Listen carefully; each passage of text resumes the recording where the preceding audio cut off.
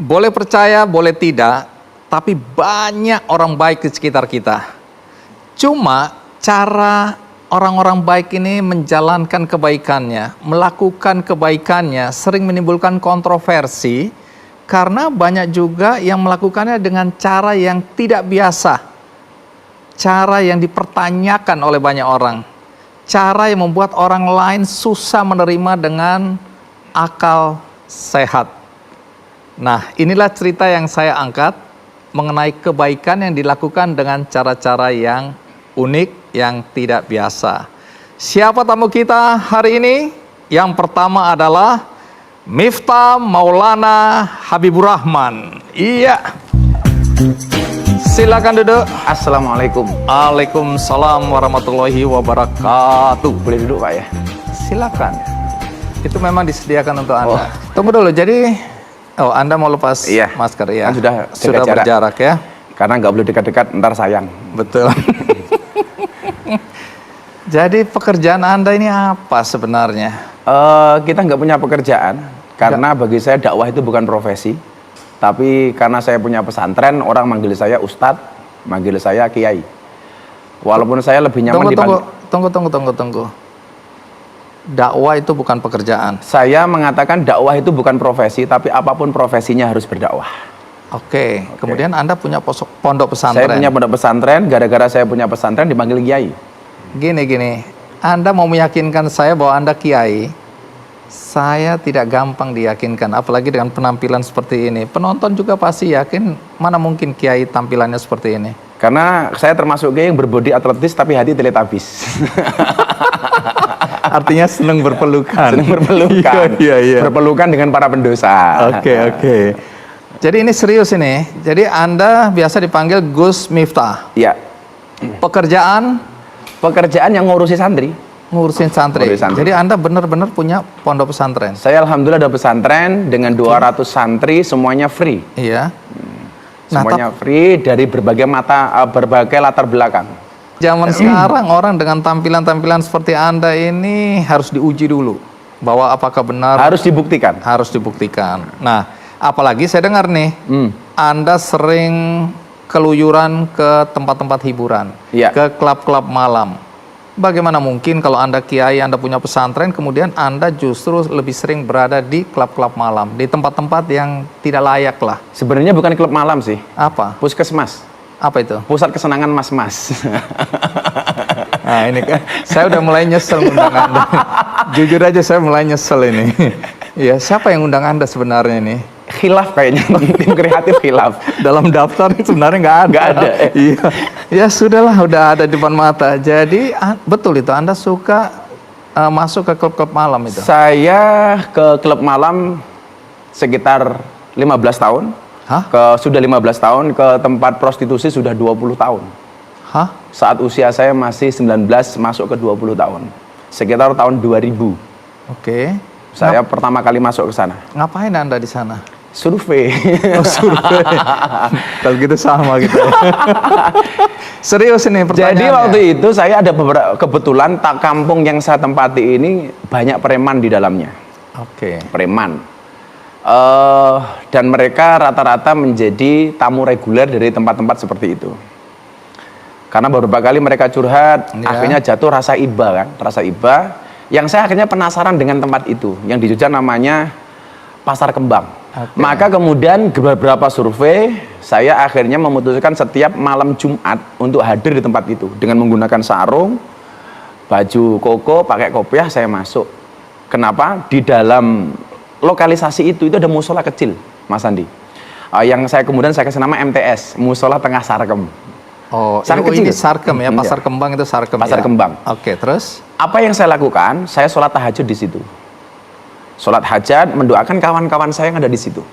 Yang kemudian pada malam Jumat ketiga itu memantik perhatian para preman dan penguasa di situ. Oke. Sampai akhirnya pada malam kelima, saya ketemu dengan salah satu preman terbesar di Jogja. Allahyarham, beliau sudah meninggal, tapi pada akhirnya luar biasa. Namanya almarhum Gunardi Joko Lupito, atau yang dikenal dengan nama Gunjek. Oke. Saya sempat ditodong pistol sama beliau. Karena kalau kamu macam-macam di sini gua bunuh. Ini tempat gua, dia bilang. Terus kemudian saya sampaikan kepada beliau maksud dan tujuan saya kenapa hadir. Saya hanya ingin berdoa dengan satu alasan. Saya selalu mengatakan bahwa di makamnya Sunan Derajat di Lamongan itu beliau berpesan, weneono ageman marang wong wuto, wenono ageman marang wong wudo, wenono ageman marang wong wudo, wenono tongkat marang wong wuto. Berikanlah pakaian kepada mereka yang telanjang, berikanlah tongkat kepada mereka yang buta. Itu pengertiannya apa? Pengertiannya adalah bahwa kemudian kita harus menolong orang lain yang membutuhkan. Itu kemudian saya tafsirkan menjadi menyalakan lampu itu di tempat yang gelap, menyapu itu di tempat yang kotor. Saya bilang sama almarhum Gunjek, sebaik-baiknya tempat itu ada buruknya, dan seburuk-buruknya tempat harus ada baiknya. Waktu itu dia bilang, kamu buktikan, kalau kamu bisa membuktikan omongan kamu, saya dukung. Kalau enggak kamu saya bunuh, sambil nodong pistol ke kepala saya. Jadi yang dia ingin Anda buktikan itu apa? Benar nggak omongan saya? Tentang pengen berbagi, menyapu di tempat yang kotor. Oke. Memberikan pakaian kepada mereka yang telanjang. Dan itu menjadi tantangan bagi saya bahwa saya mampu. Kalau pakai logika sederhana, sebenarnya kehadiran Anda kan mengancam pekerjaan dia di situ. Ya. Tapi kalau saya jadi preman, kan ini berarti ada ancaman. Ancamannya adalah kalau Anda tanda kutip berdakwah di situ, menyampaikan hal-hal yang baik, kemudian banyak orang sadar dan kemudian meninggalkan pekerjaannya, saya juga kehilangan pekerjaan. Saya sering ditanya, apakah tujuan Gus Miftah untuk memberikan hidayah bagi mereka? Sama sekali tidak, karena Jadi hidayah itu urusan Tuhan. Oke. Kemudian, apakah membuat mereka bertobat? Tobat itu bukan urusan saya. Saya selalu mengatakan, fokuslah kepada proses, jangan berorientasi kepada hasil. Karena Tuhan mewajibkanmu untuk usaha, tidak mewajibkanmu untuk sukses. Fokus saja. Karena saya meyakini mereka tidak akan pernah menjadi PSK selama-lamanya. Kalau toh mereka mau jadi PSK selama-lamanya, tamunya yang ogah. Udah tua. Iya, nggak usah dibahas. Tapi kalimat-kalimat Anda itu berisi banget gitu ya menurut saya. Tapi nanti kita akan lanjutkan. Tapi biarkan mereka yang saat ini menonton kita dan masih ragu-ragu terhadap apa yang Anda ucapkan, itu menonton dulu cuplikan berikut ini. Sallallahu la ilaha illallah. Mbak-mbak para pejuang nafkah ekonomi keluarga yang luar biasa. Saya sepakat cewek itu harus bekerja. Kenapa? Karena suami itu hanya titipan. Kalau tidak dipanggil Tuhan, ya diambil mantan. Ya. Mbak itu kalau nggak ngaji, kangen apa seneng? Yang dikangenin pengajiannya apa Gus Miftah? Setiap menjelang sore seperti ini, menjelang matahari terbenam, perbanyaklah membaca kalimat la haula wala quwata illa billahil aliyil adzim. Ini dibaca 100 kali setelah asar sampai matahari sebelum terbenam. Yang mbak-mbak yang lagi ngerom nunggu tamu di situ kan sambil baca nggak apa-apa tuh. La haula wala quwata illa billah. La haula wala quwata. Tapi rasa banter-banter. Nggak tamu mentok, "Oi, kamu handle la haula wala quwata illa billah."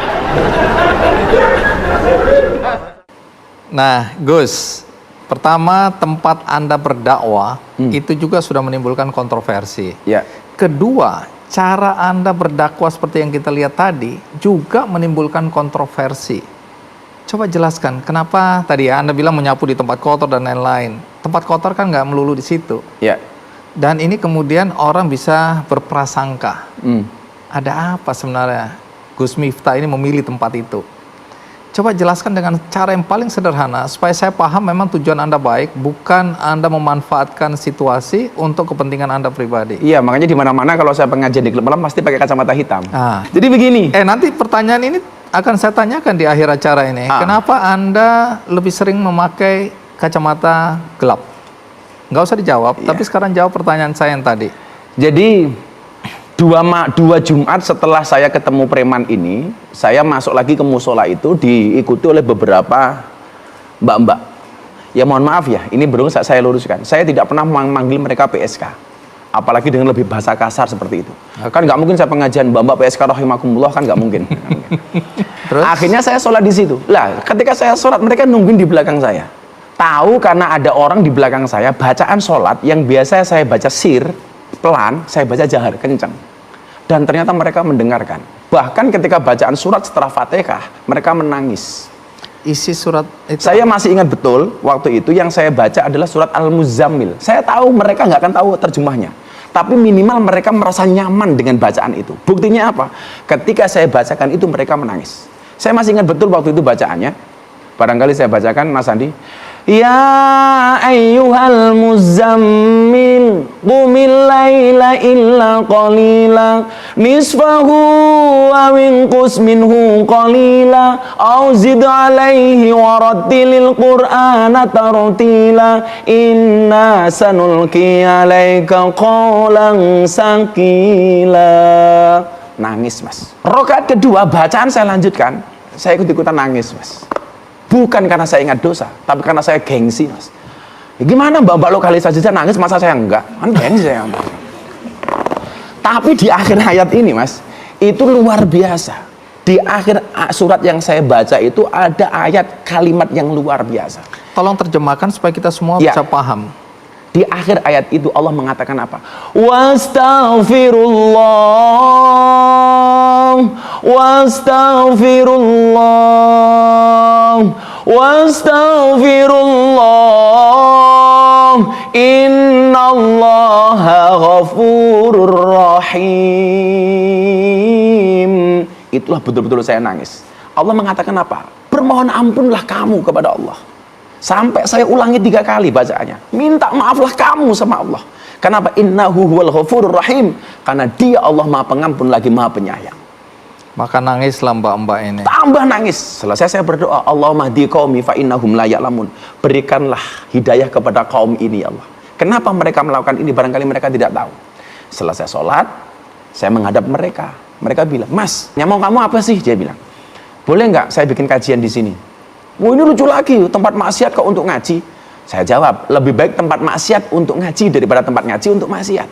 Saya katakan sama mereka, orang baik dan orang buruk bedanya cuma tipis. Apa itu? Sebaik-baiknya orang pernah berbuat buruk dan seburuk-buruknya orang pasti pernah berbuat baik. Akhirnya saya tawarkan, itu mereka mau, Mas. Dan saya kaget. Ya udah kalau gitu mau, ngomong dulu sama Babe Gunjek yang preman tadi. Iya. Saya sampaikan, saya bilang, Om, saya manggil beliau Om, saya mau ngaji di sini. Oke. Tolong saya diizinkan. Dan ternyata ya mohon maaf tidak semuanya mau ikut ngaji. Yang lain untuk? Ya godain kita itu.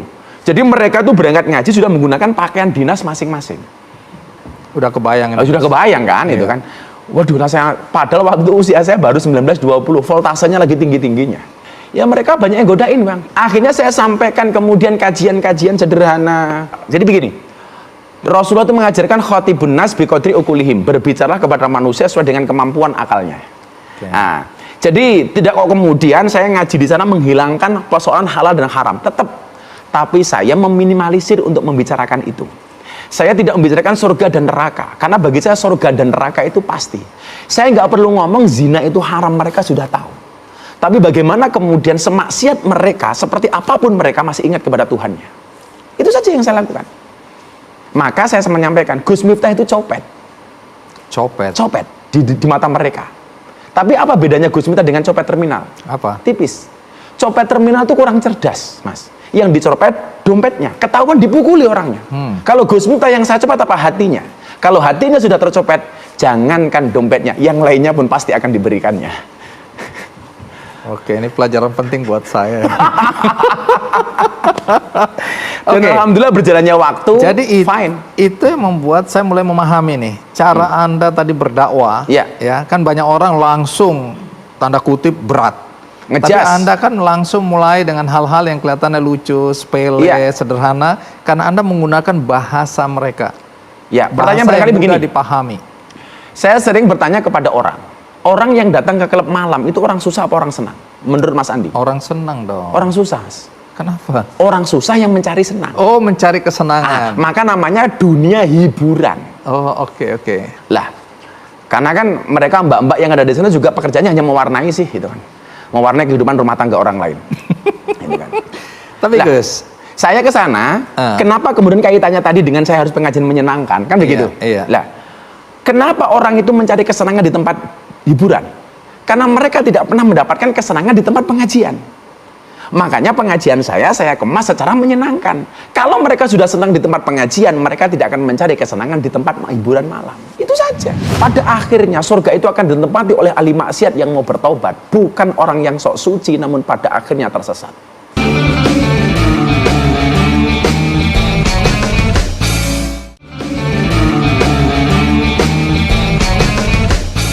Gus, kita lanjutkan ya. Banyak orang tentu bertanya-tanya, apa sebenarnya yang Anda sampaikan dalam dakwah Anda di tempat-tempat prostitusi, tempat-tempat klub malam seperti itu? Apa yang Anda sampaikan sebenarnya? Sebenarnya sama Bang, materi hadisnya ayatnya sama, tapi dengan kaifiyah dan haunya ini beda. Tentunya ketika saya berbicara di depan jamaah yang normal. Contoh begini, satu saat saya ngimami sholat para pemabuk di Malioboro. Jadi saya datang jam 3 pagi, mereka masih dalam keadaan minum. Bahkan ketika saya datang mereka minta tambah untuk beli botol. Saya kasih syaratnya 1 bro ya. Kenapa Gus? Nanti subuhan sama saya. Oke dia bilang. Ya sudah.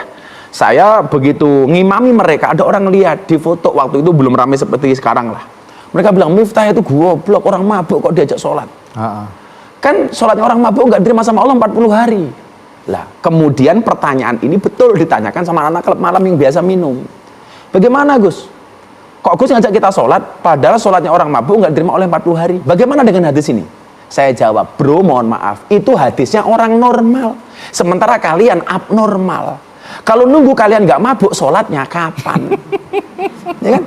Terus mereka bilang, terus gimana? Ya sudah kamu sholat. Soal diterima apa enggak itu urusan Allah, bukan urusan kamu. Karena seringkali saya melihat kenapa dakwah itu gagal.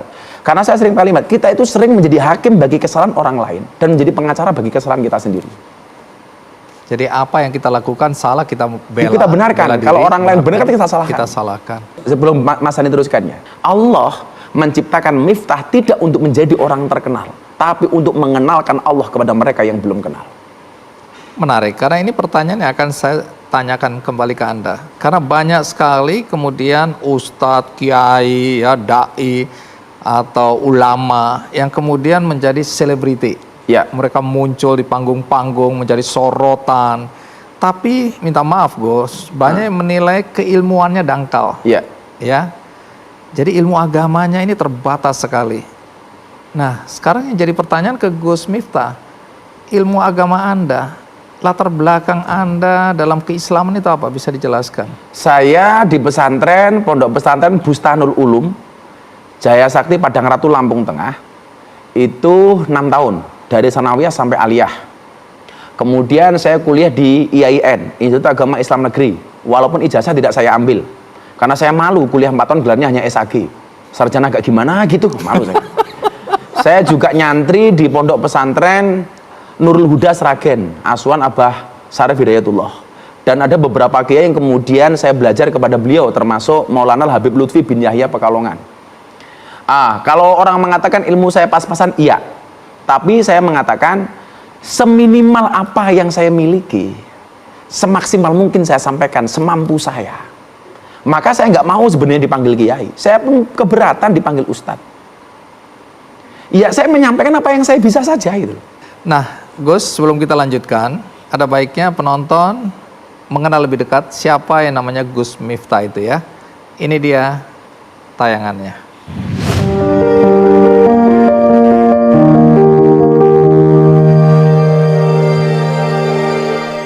Memberi terang dalam kegelapan. Inilah yang mendorong Kiai Haji Miftah Maulana Habibur Rahman atau Gus Miftah saat dirinya berdakwah di tempat hiburan malam dan tempat prostitusi. Satu hal yang orang lupa, bahwa mereka yang berada di zona kemaksiatan pun itu butuh menghadirkan Tuhan di dalam kehidupan mereka. Maka saya kemudian berinisiatif untuk jemput bola, hadir kepada mereka dan menjawab dahaga mereka terhadap agama. Awalnya tidak mudah bagi Ustadz berusia 39 tahun ini bisa berdakwah di daerah prostitusi. Ustadz satu ini memiliki penampilan dan cara dakwah yang kreatif, membuat sebagian orang menyukai ceramahnya. Kita ketemu dengan Ustadz Gus Miftah waktu itu, ya dengan cara penyampaiannya beliau yang kemudian rata-rata anak-anak karyawan di sini kan masih ya muda-muda, jadi senang dengan cara penyampaian Gus Miftah waktu itu. Lalu di saat bulan Ramadan, Gus Miftah dibuat menangis. Ia menerima sumbangan dari para pekerja hiburan malam dan PSK sebesar 50 juta rupiah untuk membantu orang lain.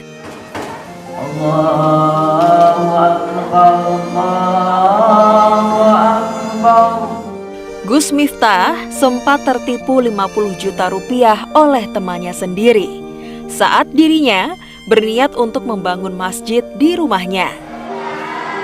Selain berdakwah, ia juga mendirikan pondok pesantren. Di pondok pesantren Ora Aji yang terletak di Kalasan, Yogyakarta, Gus Miftah membina ilmu agama para santri. Ada bandar narkoba, ada yang mantan germo, ada yang mantan copet, maling, dan lain sebagainya. Pernah terjerumus sih mas, sempat jadi bandar narkoba juga, candu juga. Perubahan banyak sih mas, yang awalnya nggak bisa sholat sama sekali, alhamdulillah sekarang bisa. Yang awalnya dua kan tidak pernah puasa, sekarang insya Allah puasa.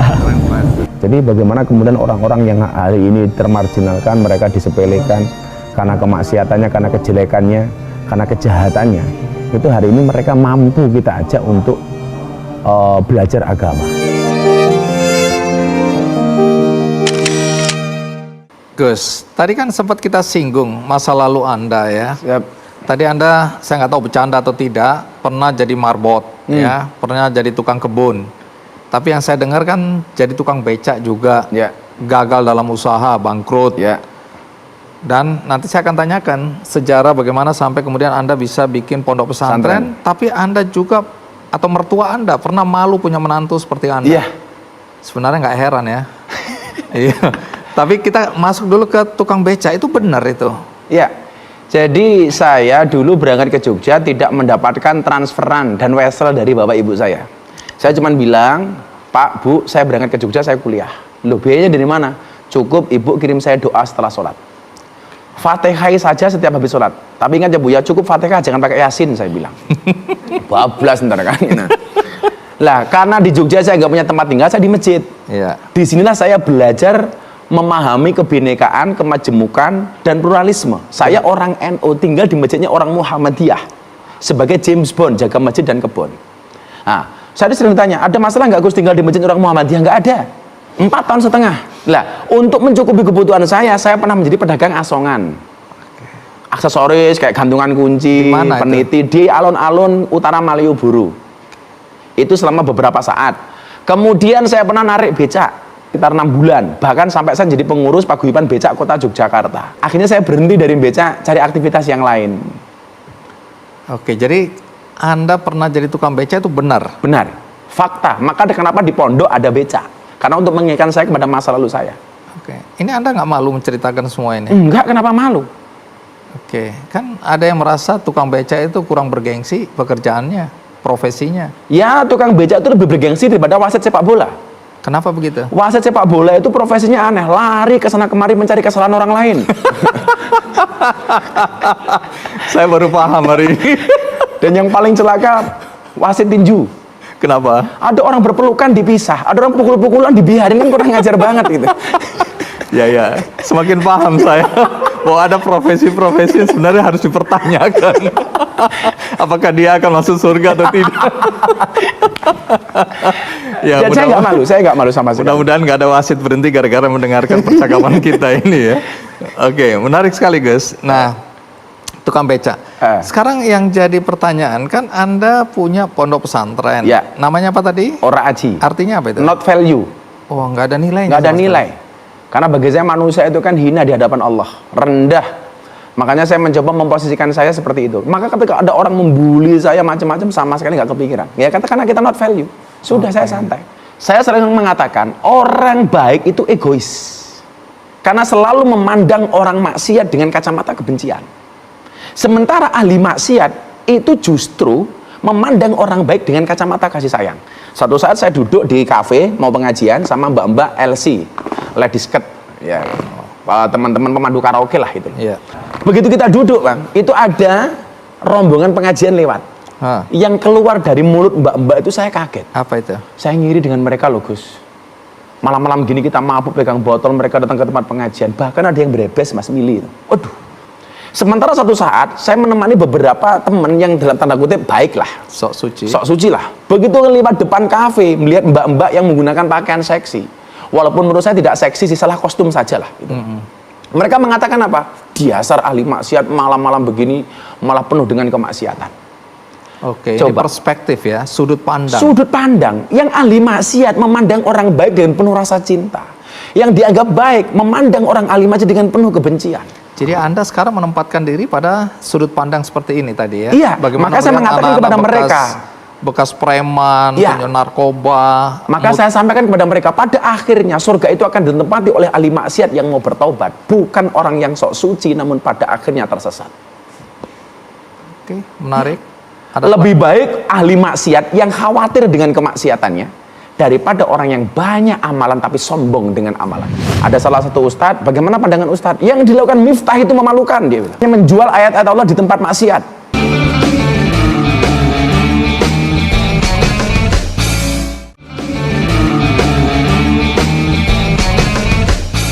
Terima kasih Anda masih bersama saya di acara Kikandi dan masih dengan Gus Miftah. Nah Gus, ini pertanyaan yang penting juga. Banyak orang pasti ingin tahu. Apalagi omongan-omongan Anda tadi begitu vulgar, begitu bebas. Perasaan istri. Emang Anda nggak menjaga perasaan istri? Apapun juga kita yakini semua istri tidak ingin suaminya berada di tempat-tempat yang bisa dengan mudah menjerumuskan suaminya. Ya. Mata gelap ini Gus.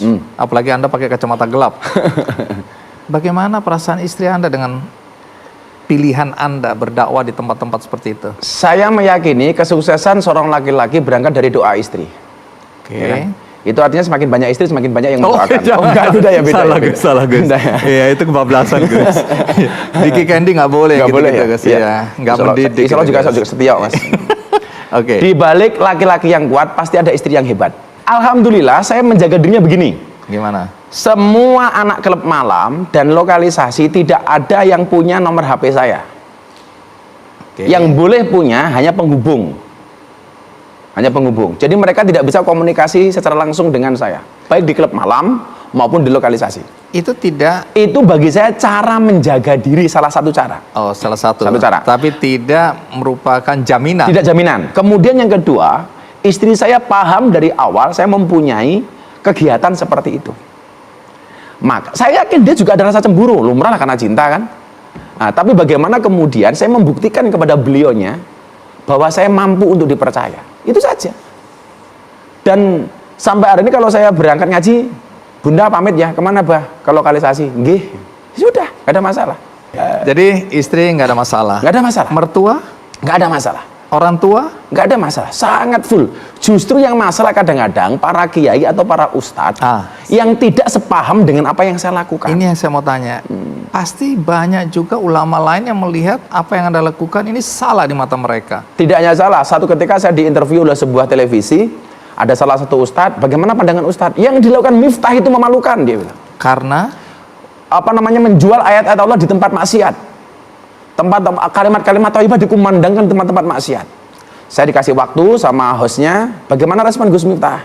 Saya mohon maaf Kiai, kalau yang saya lakukan dianggap memalukan. Lebih memalukan mana ketika kita melihat kemaksiatan, diam tanpa memberikan solusi apapun kepada mereka. Diam orangnya. Yang mendukung saya siapa? Habib Lutfi Pekalongan. Beliau mengatakan apa? Yang dilakukan Miftah itu bengkel. Namanya orang bengkel, ya kadang-kadang ada kotornya. Pak Kiai Said, alhamdulillah, Ketua Umum PBNU. Ya sudah, itu caranya Miftah. Seperti itu. Nah, Gus, tadi Anda di awal saya dengar, mungkin saya salah dengar, bahwa pondok pesantren Anda ini gratis. Gratis. Padahal Anda menampung anak-anak yang seperti itu tingkat kesulitan dan kebutuhan hidup mereka pasti lebih tinggi daripada sangat santri biasa. tinggi dan sangat susah untuk diatur. Lalu bagaimana secara operasional Anda menjalankan pondok pesantren Anda ini? Saya meyakini idza sodaqal asmu wa duhasubul, bukan lagi wa duhasabil. Ketika niat kita baik, Allah pasti kasih jalan. Tidak hanya santri Mas Andi, saya setiap sebulan sekali ada pengajian di pondok yang hadir 10.000 orang lebih, semuanya makan tanpa kotak infak. Dan saya punya prinsip, boleh menerima, tidak boleh minta. Kalau ada orang nitip silakan, tapi kalau suruh minta-minta saya nggak mau. Saya meyakini Tuhan menitipkan santri kepada saya dan Tuhan pula yang akan memberikan solusinya. Itu Jadi saja. ini udah berapa lama ini pondok? Sudah 8 tahun. Tidak ada masalah. Dan alhamdulillah santri saya kenyang. Saya biasa seminggu kalau saya punya lagi hati seneng, itu ada kambing ayo dipotong kita makan bareng-bareng, makan kambing sama santri biasa. Ada satu hal yang menarik, karena saya lihat wajah Anda yang ganteng ini ada di belakang truk-truk. Banyak banget. Ya. Ini penghargaan atau penghinaan? Itu bagian dari ekspresi mereka cinta dengan kita. Karena saya pernah ketemu juragan truk, dia punya truk 5, semuanya gambar saya. Alasan mereka apa ya? Karena cinta, karena seneng saja. Karena mereka menganggap apa yang kita sampaikan bisa diterima oleh mereka. Baik, jadi Anda tidak keberatan, malah Ya. Anda merasa penghormatan ini. Bagi saya ekspresi orang seneng kan dengan macam-macam Mas. Ya saya pikir lebih baik ada kutipan-kutipan seperti itu daripada diisi yang enggak kan kutunggu jandamu. Waduh. Saya yang ingat Kadang-kadang begini itu kan terus. bokong truk istrimu semangatku. Waduh. Gus, terakhir, apa mimpi yang ingin Anda wujudkan ke depan ini? Lah saya pengen banyak orang yang mengikuti jejak saya. Karena tempat kemaksiatan di mana-mana itu ada, Mas. Dunia malam, klub malam di seluruh Indonesia itu ada. Betapa kemudian saya tidak menangis, saya berangkat ke daerah Balikpapan, itu ada mbak-mbak mantan lokalisasi, keluar dari lokalisasi, kemudian bikin cucian motor. Bikin cucian motor saja itu masih dihakimi oleh masyarakat. Itu kan mantan-mantan PSK yang sekarang hanya cuci motor pakai pakaian seksi supaya laku. Dan saya lebih marah lagi ketika mereka minta izin untuk datang ke tempat saya pengajian dilarang sama panitia. Jangan, mereka kan mantan PSK dan lain sebagainya. Langsung saya sampaikan kepada panitia, kalau mereka nggak boleh datang, saya nggak akan ngaji. Dan akhirnya diterima. Lah, saya pengen muncul orang-orang lain semisal saya. Supaya tugas dakwah saya juga terbantu oleh kawan-kawan saya seperti itu. Satu itu. Kemudian yang kedua, saya pengen mempunyai Gus Miftah Institute, Gus Miftah Akademi atau apapun lah namanya. Saya pengen kemudian menyampaikan bagaimana sih dakwah ala Gus Miftah yang menyenangkan, yang kemudian bisa diterima oleh semua lapisan masyarakat. Yang sebenarnya orang melihat Miftah itu tidak alim, Miftah itu tidak pinter, tetapi hadir di waktu yang tepat dan pada orang yang tepat, itu saja. Baik, mudah-mudahan tercapai nih ya Gus. Amin. Oke, sekali lagi terima kasih tausiahnya. Terima kasih KKD kekhilafan yang ngundang saya. Enggak, di ujung ini baru saya yakin bahwa saya tidak salah mengundang Anda. Alhamdulillah. Saya banyak belajar hari ini tentang nilai-nilai walaupun disampaikan dengan cara yang kocak. Dan satu hal yang saya relate. selalu sampaikan ketika saya pengajian sama mereka sebagai penutup, saya selalu mengatakan, kalian tahu nggak kenapa kaca mobil bagian depan itu pasti lebih besar daripada kaca spion? Jawabannya satu, karena masa depan kita jauh lebih besar daripada masa lalu kita. Masa lalu kita. Terakhir, kenapa Anda suka pakai kacamata gelap? Ya, gimana ya? Sebenarnya niatan awalnya begini, Mas. Saya itu kan kadang-kadang begini, kayak di Surabaya, saya begitu masuk pengajian, mbak-mbak itu tahu-tahu, Gus minta selfie dengan pakaian seperti itu. Ya minimal untuk mengurangi lah. Itu saja sebenarnya. Oke, ini salah satu cara untuk mengurangi godaan. Mengurangi godaan. Karena kalau gelap ini Selain pandangan juga nggak terlalu, iya. Kalau bukaan begini, wow. Baik, sekali lagi terima kasih Gus. Sama-sama Mas Andi, panjang Dengan umur, cara sehat. yang amin, dengan cara guyon pun kita bisa menyampaikan nilai-nilai. Ya. Dan terima kasih untuk itu. Sama-sama Mas. Berikut